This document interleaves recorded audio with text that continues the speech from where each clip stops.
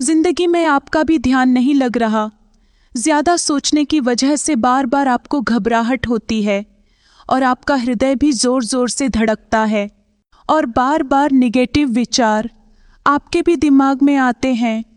तो ज्यादा सोचने वाली बीमारी से बचने के लिए और इस बीमारी को दूर करने के लिए आज हम आपको एक बौद्ध भिक्षु की कहानी के माध्यम से आपकी समस्या का हाल बताएंगे। तो आज के इस कहानी को पूरा देखें ताकि आप भी इस कहानी को सुनने के बाद आपकी समस्या से छुटकारा पा सके। तो चलिए आज की कहानी की शुरुआत करते हैं। प्राचीन समय की बात है। मगध के एक छोटे से गांव में आनंद नाम का एक युवक रहता था। आनंद का स्वभाव काफी शांत और सरल था, लेकिन वह अपने विचारों में हमेशा खोया रहता था। उसके मन में हमेशा भविष्य की चिंताएं और अतीत की गलतियां घूमती रहती थीं। वह अत्यधिक सोचने की आदत से बात पर सोचता रहता और अपने दिमाग को थका डालता था। आनंद की सोचने की आदत इतनी बढ़ गई थी कि वह किसी भी काम में ठीक से ध्यान नहीं दे पाता था।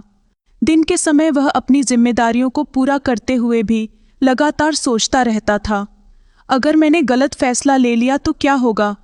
रात को सोने से पहले भी उसके दिमाग में असंख्य सवाल घूमते रहते।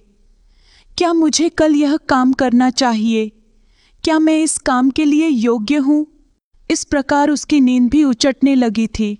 आनंद के परिवार और मित्रों ने उसे कई बार समझाया कि वह अधिक न सोचे और अपने वर्तमान में ध्यान दे, लेकिन आनंद को यह समझ में नहीं आ रहा था कि वह अपनी सोचने की आदत को कैसे नियंत्रित कर सकता है।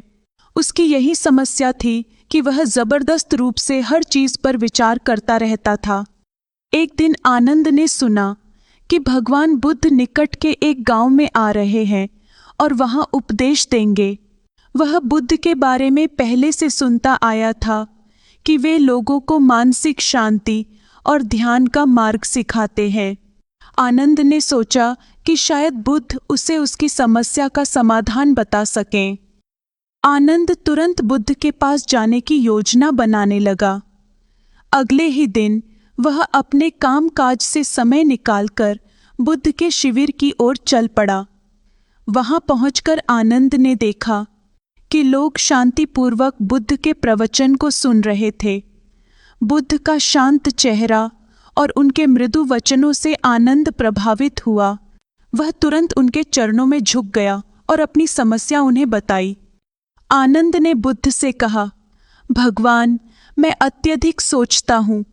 मेरे मन में हर समय न जाने कितने विचार आते हैं। चाहे दिन हो या रात, मैं हमेशा चिंतित रहता हूँ। कृपया मुझे बताइए कि मैं इस समस्या से कैसे छुटकारा पा सकता हूँ। बुद्ध ने मुस्कुराते हुए आनंद की ओर देखा और बोले, आनंद, तुम अकेले नहीं हो जो इस समस्या से जूझ रहे हो। यह समस्या कई लोगों की है। हमारे मन की प्रवृत्ति ही ऐसी होती है कि वह लगातार कुछ न कुछ सोचता रहता है, लेकिन तुम अपनी सोच को नियंत्रित करना सीख सकते हो। मैं तुम्हें एक कहानी सुनाता हूँ जिससे तुम्हें समाधान मिल सकता है। बुद्ध ने आनंद को एक बार की बात सुनाई। एक गांव में सुमति नाम की महिला रहती थी, जो हमेशा अपनी रोजमर्रा की समस्याओं को लेकर परेशान रहती थी। सुमति का मन हमेशा व्याकुल रहता था। वह हर बात पर चिंतित हो जाती। अगर मेरे बच्चे बीमार हो गए तो क्या होगा? अगर मेरे पति का काम नहीं चला तो क्या होगा? अगर मेरा स्वास्थ्य खराब हो गया तो क्या होगा? उसकी सोचने की आदत इतनी बढ़ गई थी कि वह जीवन का आनंद नहीं ले पा रही थी। सुमति के जीवन में एक दिन ऐसा आया कि उसकी चिंता उसके स्वास्थ्य पर बुरा असर डालने लगी। वह बीमार हो गई और डॉक्टर ने उसे आराम करने की सलाह दी, लेकिन उसकी चिंता अब भी बनी रही। तभी उसके एक मित्र ने उसे बुद्ध के पास जाने की सलाह दी। सुमति बुद्ध के पास पहुंची और उनसे अपनी समस्या साझा की।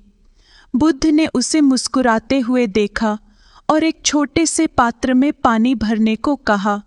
फिर उन्होंने कहा, अब इस पात्र को कुछ समय के लिए हाथ में पकड़े रहो और बिना हिले डुले खड़ी रहो। सुमति ने पात्र को पकड़ लिया और कुछ देर तक उसे थामे रही। थोड़ी देर बाद उसके हाथ थकने लगे और उसने कहा, भगवान, मेरे हाथ दर्द करने लगे हैं, यह पात्र अब और पकड़ा नहीं जा रहा। बुद्ध ने कहा, तो अब इसे नीचे रख दो।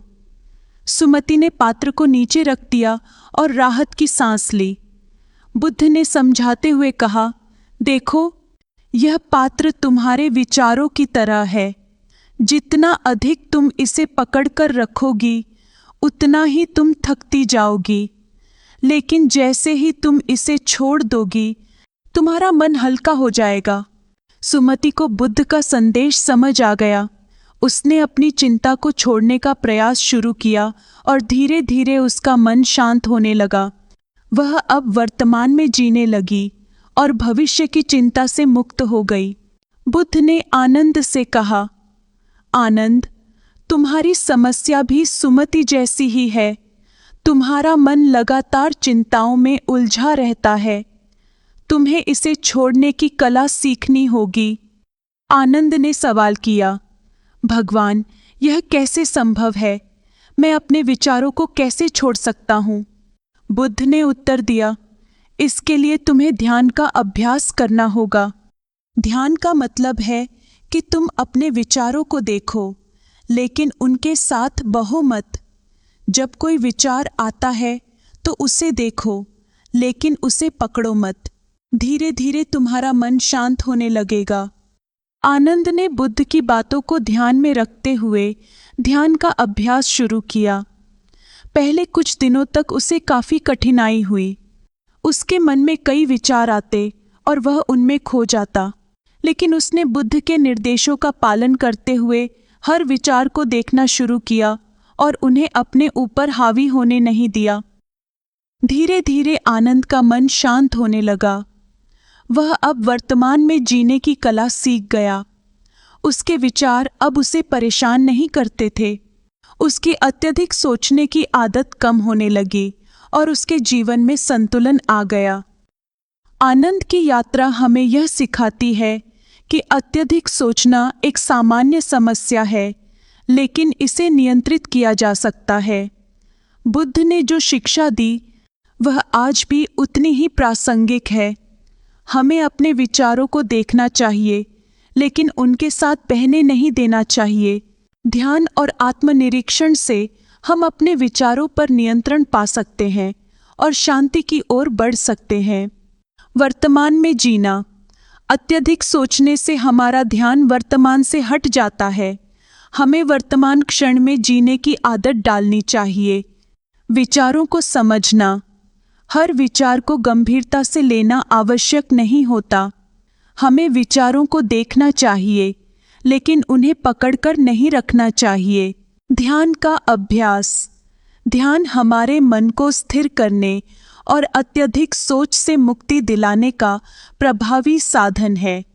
इस प्रकार बुद्ध की शिक्षाएं हमें यह सिखाती हैं कि हम किस प्रकार अत्यधिक सोचने की आदत को छोड़कर एक शांत और संतुलित जीवन जी सकते हैं।